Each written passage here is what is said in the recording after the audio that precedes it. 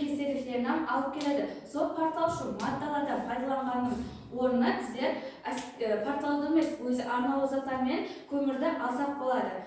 Сол кезде біздердің өздерімізге, яғни адамдардың өздерімізге денсаулықтарына да кері тәсір етпейді. Ал кейінгі апатшылықтарды өздеріміз білеміз, яғни теректердің көптеп кесіліп жатқандығы, яғни біздердің ол экологиямызға кері тәсір етеді. Біздер теректерді кескеннен кейін орнына егіп кетсек болады. Мәселен, күздің күнінде біздерде теректердің жапырақтардың түсуі, яғни теректердің жапырақтары түскен кезінде біздер оларды жерге көмсек, яғни өздерге ол мемелерімізге, мәселен, атап айтатын болсақ, помидор егілерімізге, қауын қарбыздыларға төгін есамда болады. Мәселен, уақыты келіп бұл жапырақлар шіриді, һәм бұл жерге төгін болады. Ал біздер неғамыз оны экологиямызға кері тәсір етеміз, яғни өздеріміздің өмірімізге де кері тәсір етеміз. Қалай дейсіз ба? Яғни олар біздер жапырақлар түскен кезінде жинап алып бір жерге барып жағамыз. Яғни пакетлер көптеген қазіргі күнде біздер пакет нелері бар. Ол пакетті біздер бір пайдаланатын пакеттен емес, ал өздеріміздің қолдан, мәселен, қыздар қолдан көптеген тауардан сумка тіксек болады. Ал сол жерде қара пакетті, яғни сатып алғанның орнына, олар біздердің экологиямызға кері тәсір етеді. Ал кейінгісі арал машқалалары, яғни аралдың суы кемейіп бара жатқанынан өздеріміз білеміз. Яғни аралдың суы кемейген сайын сол топырақтар көтеріліп, біздердің өмірімізге де кері тәсір етіп жатыр. Енді ауыл қожалығы биотехнологиясы дегенде өміріміздегі қандай да бір сол егістік өнімдерді елді қалай көбейту керектігін қайтып соларды елді соның мәселен сол себепті келіп шығатын кеселіктердің қалай алдын алуымыз керек, солар түсіндіреді. Ауыл қожалығы егіндерінің қалай елді көбейту керек, содан келіп шығатын кеселіктердің қалай алдын алсақ болады. Сол осындай машқалармен сол ауыл қожалығы биотехнологиясы деген тарау өзі үйреніп шығылады. Соның тараудың қанегелері өзі үйреніп шығылады. Енді азық-ауқат өнімдерінде білесіз, өзінің әрқайсысының өзінің витаминдері болады, өзінің зиялы тарифлері болады. Сол трикарда біздер осының қандай витамин бар, мәселен, қайсы өнімде, қайсы мейведе, қайсы палыс өнімінде қандай мәселен витамин бар екенін түсіндіруші сол үйреніп алайық.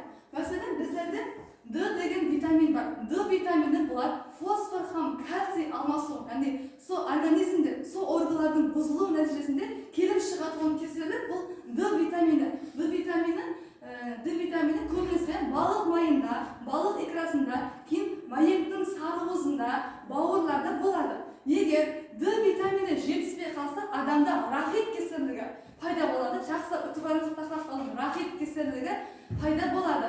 Егер рахит кеселігіне шалынған адамның аяғы дұрыс өспейді, одан басқа да қарны үлкейіп кетеді, һәм аяғы қисық өсе бастайды. Бұл рахит кеселігі бар болған организмдегі сондай жетіспей процестер. Соның үшін мұның біздер сол рахит кеселігінің алдын алу керек, не қылу керек бұл үшін осындай жаңағыдай балықтың майын, балықтың икрасын, басқа да сондай мейвелерді көптеп жесек, осы кеселік біздерде жүз бермейді. Одан басқа ең аңсат ұсылы балалар, кішкентай мәселен балалар азанда, қазіргі уақытларда жаздың күндерінде құяш нұрында тұрса, сол құяштың нұрында да Д витамині бар. Соның өзінде адамға мұндай заттарды осылайда материалдық тараптан, финанстық тарапта жоқ болса, сондай ең аңсат ұсыл сыртта азғандай 5-10 минут тұрсаңыз, сол Д витамині сіздерге сол арқылы келеді. Енді одан басқа витамин бар, С витамині бар, А витамині бар, Б витамині бар. Содан С витамині бұл біздерде көбінесе жаңағы алмада, одан лимон, апельсин, пияз, чеснок көбінесе өсімдіктердің жасыл бөлімдерінде, яғни шақаларында көбінесе ұшырасады. Енді осы С витамині де жетіспесе кеселіктер бар. Бұл тинга деген кеселік келіп шығады. Тинга кеселігінің ақырдан қалай біздерде сол кеселік бар екенін білуіміз үшін, мәселен, ода процестер болады. Адамның тіс етері қандай бастайды? Кейін адамның тістері түседі, соның сілекей пердесінде майда жаралар пайда болады. Одан басқа адамда иммунитет пасиып кетіп, кемқалдық деген кеселік бар. Кемқалдық деген кеселік пайда болады. Одан басқа иммунитет түсіп кетеді. Егер сондай кеселіктің алдын алуымыз үшін біздер қара самародина, шиповник, лимон, апельсин, сондай өнімдерді көптеп жесек, жүзеге келтірмейді. Кейінгі витаминіміз болса, бұл В витамині. В витаминінің өзінің 4 түрі бар. В1, В2, В6, В12. В1 витамині, мәселен, өзі В1 витамині жетіспегенде біздерде бері деген кесірлік, бірақ ол ешжерде мұндай бері деген кесірлік естілмеген, бірақ сол кітапта ізетілі бойынша сондай кесірлік бар екен. Сол бері деген кесірлік пайда болады. Бері кесірлігі көбінесе Тыныш океаны бойларында пайда болады. Сол жерде көп гүріш жейтін халықтарда сондай кесірлік көп пайда болған. Бері кесірлігінің өзінің жаңағы жүз беретін процесслері адамда тамырлары тартысып қалады. Кейін көкірек қуысылғанда, одан басқа қолдарында, аяқтары ләң болып қалады, қатып қалады. Ләң болып қалу, мәселен, ләң болып сондай болып қалады. Одан басқа бұл 12 витамин жетіспесе, иммунитет түсіп кетіп, онда да кемқалдық деген кесірлік пайда болады. Енді кейінгі витамин бұл А витамині. Бұл А витамині көбінесе помидорда, одан басқа жаңағыдай апельсин деген мейвелерде, көк пияз, майеттің сарықұзы, одан басқа түрпі деген заттарда көбірек қолданылады. Одан басқа мейвелерден исмалақ деген мейвені білесіз. Балық майында, балық икрасында да сондайлар көп қолданылады. Егер А витамині жетіспей қалса, балаларда тауық көзілік деген кесірлік пайда болады. Тауық көзілік кесірлігінің ақыбетлері онда балалардың аяғы дұрыс өспейді. Одан басқа кішкентай жас бала күніне 1 грамм А витаминін қабыл етуі керек. Егер сол витамин қабыл етілмесе, осындай кесірліктер келіп шығуы мүмкін. Егер А витамині жетіспегенде адамдардың бойы шашы өспей қалады. Бойы келте болып қалады, шашы да келте болып сондай кесірлік алып келу керек. Енді осы кесірліктердің алдын алу керек. Олардан өзімізге керекті пайдалану керек. Оларды соттарды жүзеге келтірмеу керек деген заттарды біздерде ауыл қожалығы биотехнологиясы деген тараудың қанегелері созатты үйренеді. Биотехнология бұл өзінде актив затларды сақлау. Биотехнологияға біздер мысал келтірсек, спиртлер, аминокислоталар, шығымсыз суларды, бұларды биотехнология қайтадан істейді. Бұл биотехнологияның кем энергия жұмсайды.